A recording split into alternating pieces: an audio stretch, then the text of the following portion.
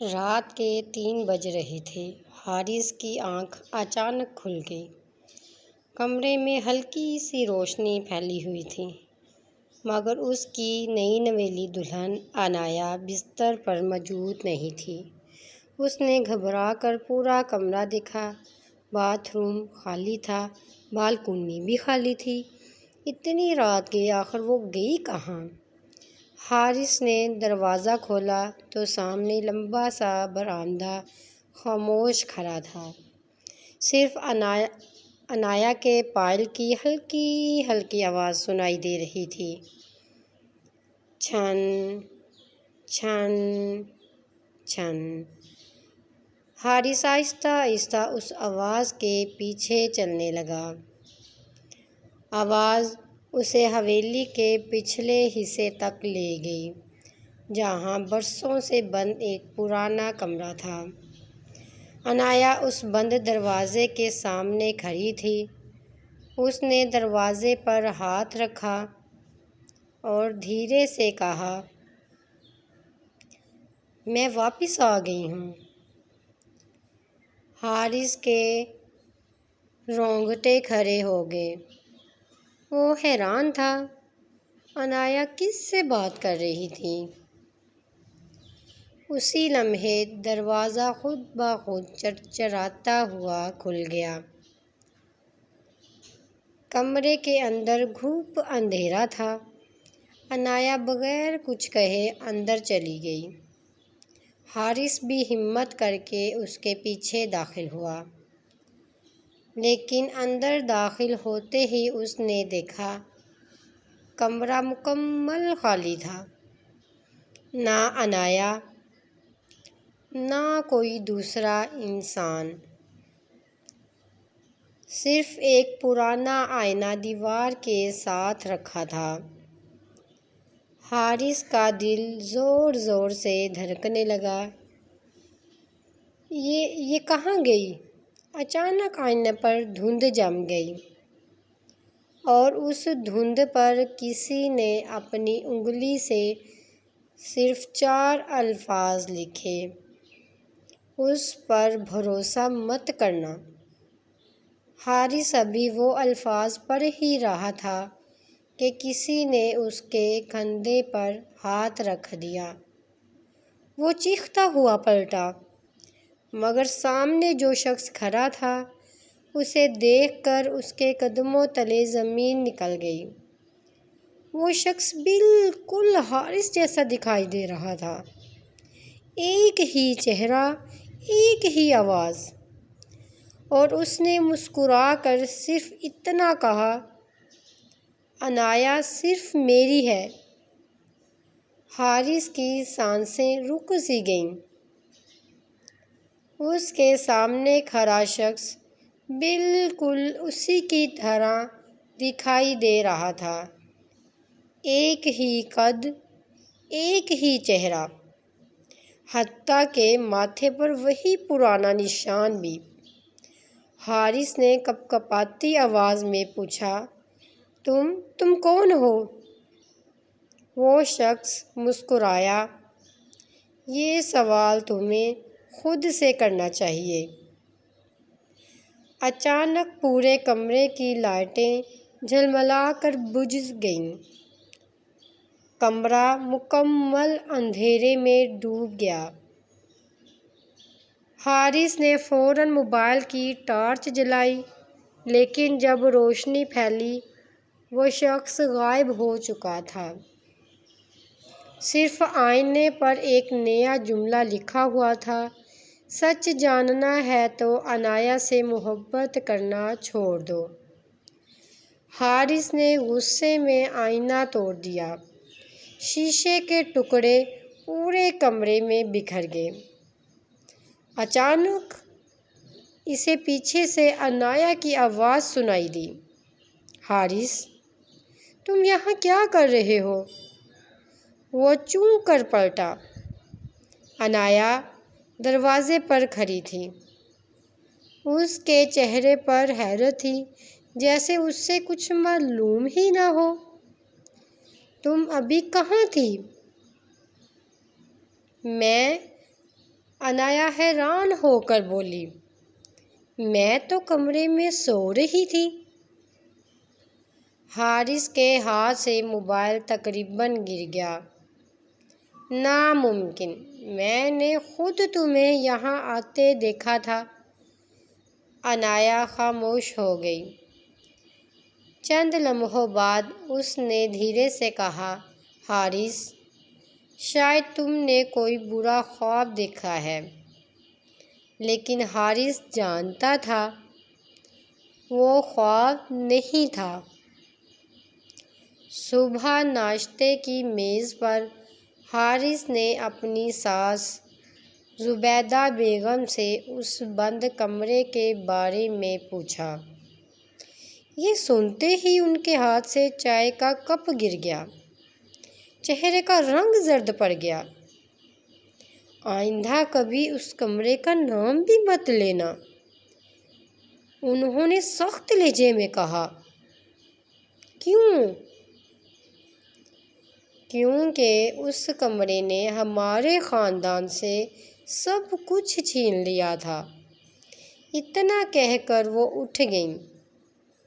حارث نے محسوس کیا کہ گھر کا ہر فرد اس کمرے کا نام سنتے ہی خوف زدہ ہو جاتا ہے۔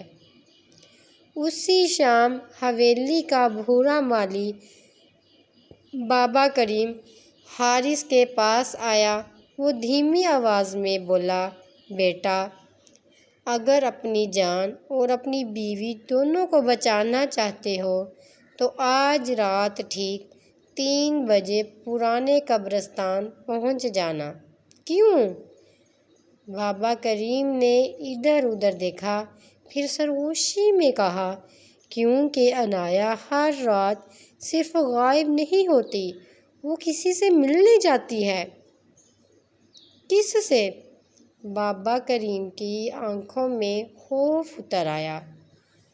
اپنے پہلے شوہر سے۔ حارث کے جسم میں جیسے بجلی دوڑ گئی۔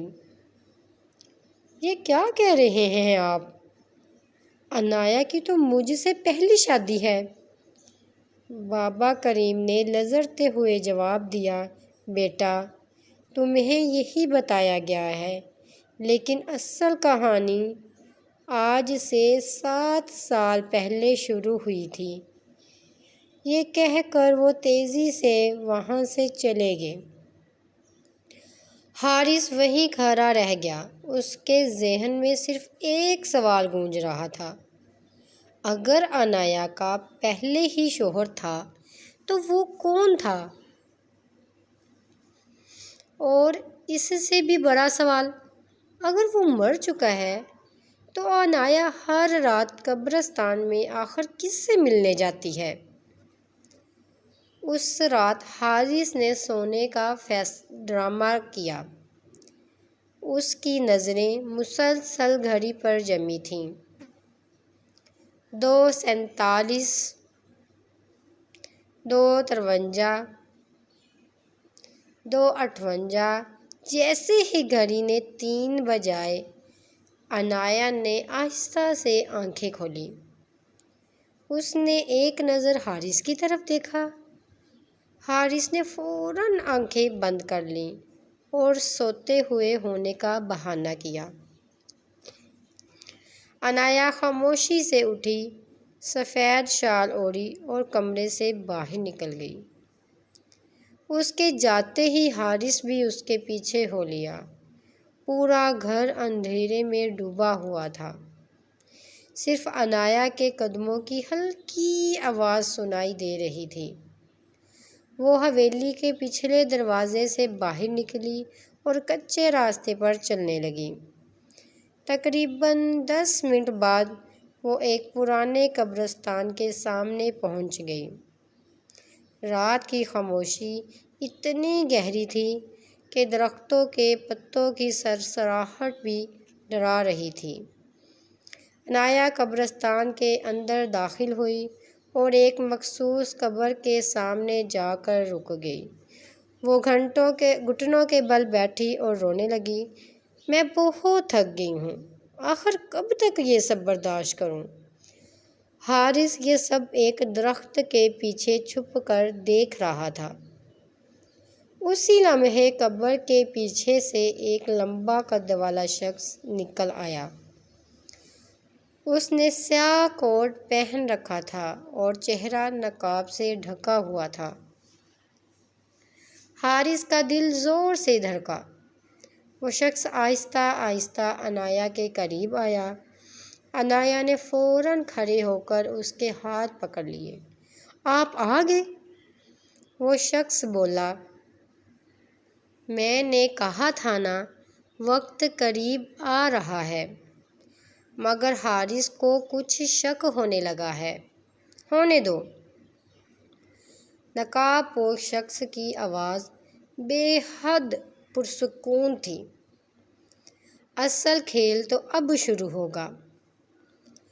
حارث یہ سن کر مزید قریب جانے لگا تاکہ ان کی بات صاف سن سکے، مگر اچانک اس کا پاؤں خشک ٹہنی پر پڑ گیا۔